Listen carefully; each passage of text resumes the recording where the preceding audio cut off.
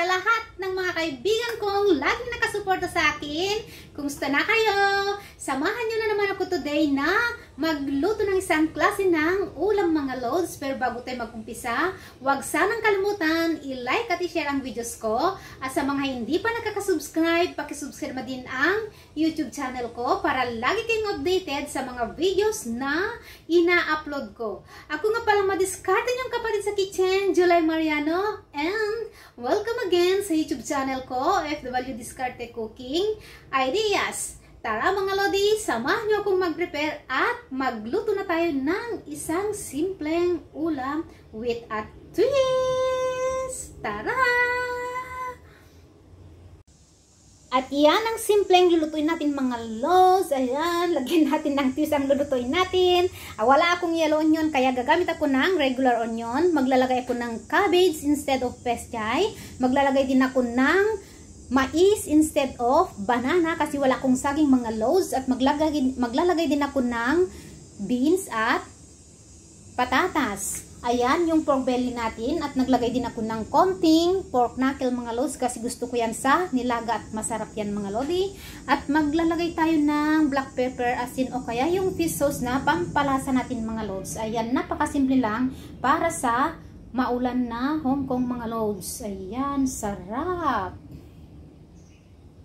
Ayan mga lodi, hintayin natin mag-boil yung tubig at i-blanch muna natin yung ating karne bago natin tuluyang ipakulo ng isang oras. Ayan mga lods, hintayin natin kumulo yung tubig. Ayan mga lodi, at unahin nating i-chop yung sibuyas. Kasi una nating ilagay yan mga lods. I-chop lang natin into 3 pieces mga lodi. Ayan. At i-set aside natin.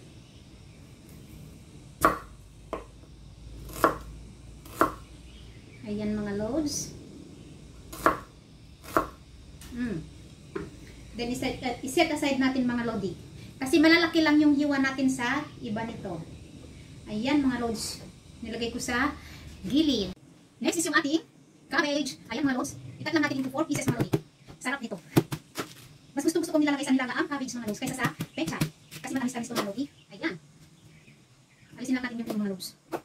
Then, iset aside din natin. Ayan mga lodi. Slice natin into 4 pieces. Ayan mga lods. Then set aside lang natin. May sayang. Huwag natin itapon. Mahal ang gulay mga lodi. Ayan. Next is yung ating patatas. I-chop lang natin into, ikat natin into 3 mga lodi. Ayan. Malalaki lang. Kasi nilaga yan. Ayan. 6 pieces ng ating patatas. At syempre, next is yung ating mais. Sweet corn mga lodi. Ganyan lang yung size mga lodi. Ikat natin into 4 pieces. Ayan. Sarap na ng ating nilagang baboy. Ayan. Next is yung ating beans mga lodi. Ayan. Himayin lang natin and then ayan. Gawin lang natin 2 pieces yung isang beans mga loads. Masarap kung mahahaba yan.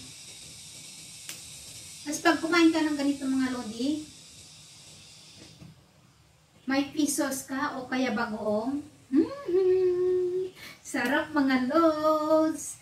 Only rice na naman. Yan, huwag na nating hatiin mga lodi.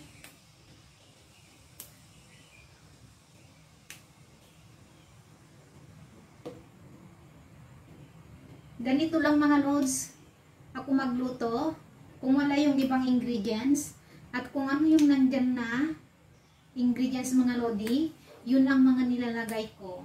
Mindset mga lods. Diba? Pare-pareho lang din yan na maluluto. Nilaga, pag maraming gulay, mas masarap. Matamis yung sabaw niya mga lods. Kahit di ka na maglagay-lagay ng pampasarap niyan, masarap na yan mga lodi.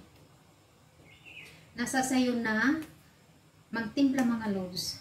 Ako lang kasi pag nagluto, simple lang mga lodi at less taste din ako pag nagluluto ako mga lods.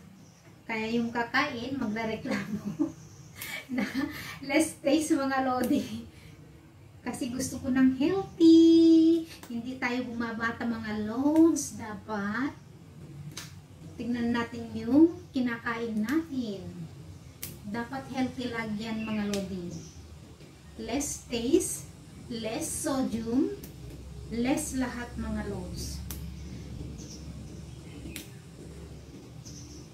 Ayan, minsan nga pag nagluluto ako, hindi na ako gumagamit ng asin mga lodi. Ayan, basta't may chicken powder, timplahin ko siya with a little bit of sugar lang mga lods para maglaban lang yung lasa niya. Okay na yun. Hindi na ako gumagamit ng asin. Kaya dun sa bahay ng boss ko, hindi na uubos ang asin mga loads. Kasi ginagamit ko lang yun pag nagbababad ako ng gulay. Binababad ko sa salty water mga lodi. Ayan. Tapusin lang natin itong mga loads at kumukulo na rin yung tubig natin doon.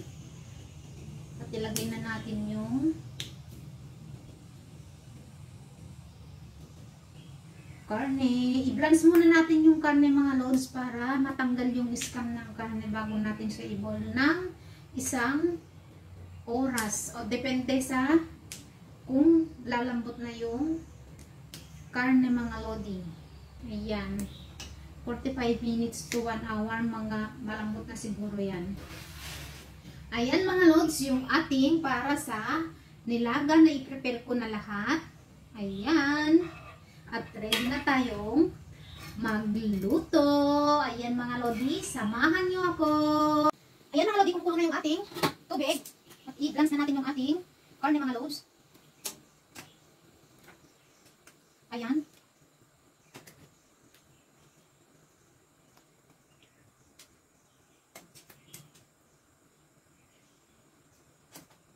Pork knuckle at pork belly mga lods yung ginamit ko. Ayan, i-blanch lang natin. Then okay na yan mga loads. Magpakulo ulit tayo ng tubig. At iluto na natin yung ating nilagang baboy mga loads. Ayan, okay na yan. Switch off muna natin baka mabukusan tayo ng gas mga lodi. Ayan, pork knuckle yan mga loads. Gusto ko talagang gumamit ng pork knuckle pag naglolong boil ako ng mga karne mga lodi. Ay, kulang ata yung lalagyan ko. Ayan mga loads. Ayan yung ating nilagang baboy. Set-aside muna natin mga lodi. Ayan mga loads, magpakulo ulit tayo ng tubig. At iluto na natin yung ating nilagang baboy. At ilagay na natin yung ating sibuyas mga loads. Ayan. At maglagay tayo ng black pepper. Wala akong peppercorn mga loads, kaya ito na lang yung gagamitin natin. Ayan, hintayin natin kumulo yung tubig. Akpan natin mga loads para mabilis siyang kumulo. Ayan. Ayan mga lodi. Kumukulo na yung ating tubig at ilagay na natin yung ating karne mga loads. Ang hanghang na kinakain ko mga lodi. The pork knuckle. Pakulo natin ng 45 minutes to 1 hour mga lodi. Depende kung malambot na yung karne. Wala, hindi ko iniwang natin mga loads. Isang tipak, isang kainan. Okay na yan.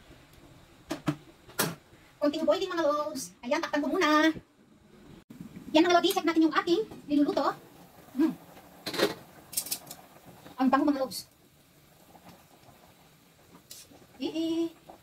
Nilagang oy-oy. Yan mga lodi, takpan ulit natin. Tingnan lang natin. Check ulit natin mga idol. Malapit ng mulog mga loads. Ang bango ng amoy. Ayan. Medyo malambot na mga lodi. Ang ibig lang kasi itong kawali na ginamit ko mga loads kaya mabilis lang yan. Ayan mga loads. Saglit na lang yan. Takpan ulit natin. Ayan mga lodi. Dahil malapit na maluto yung ating pork knuckle at yung pork belly. Ayan mga loads. Medyo malambot na siya. Ayan. At pwede na din natin ilagay yung mais muna mga loads. Ayan, pangpatamis ng sabaw. Ayan mga lodi. muna mga loads. Then takpan ulit natin.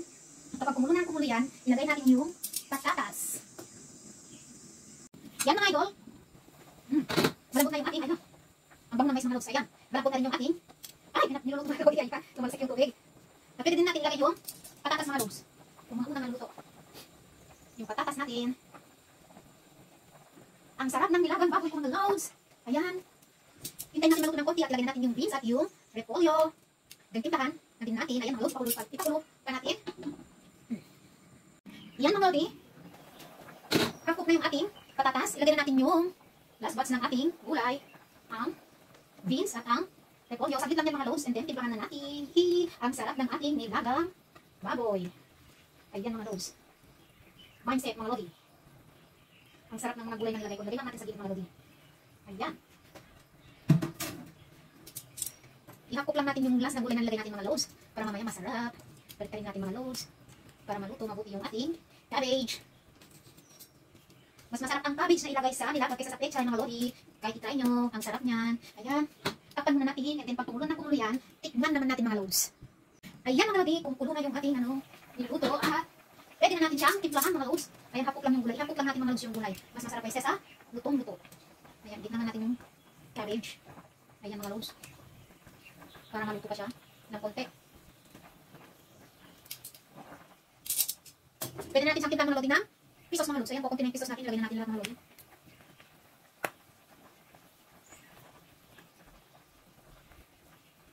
Ayan, nilagay ko na lahat mga loads. Konti na. Kung kulang, palagyan natin ng asin. Ihalo lang natin mga lodi para mahalo yung pisos. Ay, nahati yung patatas. Ayan mga lods, pwede natin siyang tikman kung ang bango mga lodi. Ayan, ang sarap ng ating nilagang baboy with mais. Ayan, tikman lang natin mga lods. Ang sarap mga lodi. Tama na yung pisos na nilagay ko mga lods. Malasan na yung sabaw mga lodi kasi ang dami ng gulay na nilagay ko mga lods. Ang sarap. Ang sarap talaga mga lods. Ayan, luto na yung ating simple at pinasarap na nilagang baboy. Ayan, pwede natin siyang i-switch off mga lods. Ayan, luto na yung ating ulam. Yan ang ating napakasarap na special nilagang baboy mga lodi in my own version. Ayan, ang sarap ng sabaw mga lods. Ang tamis. Ayan, try nyo mga lodi. Ayan, sobrang sarap. Thank you for watching my videos mga idol. See you again on my next vlog. Ayan, don't forget to like and share my videos and subscribe to my YouTube channel kung hindi pa kayo nakaka-subscribe sa mga loads para lagi kayong updated sa mga videos na ina-upload ko mga lodi. Ayan, yung niluto nating special na nilagang baboy. Ayan mga loads. Yung sabaw pa lang, ulam na. Tikman natin mga lodi. Ang sarap mga lods. I-try nyo yung may mais. Yummy mga lodi. Ayan. Maraming salamat sa inyo. Bye! See you again on my next vlog. Bye-bye!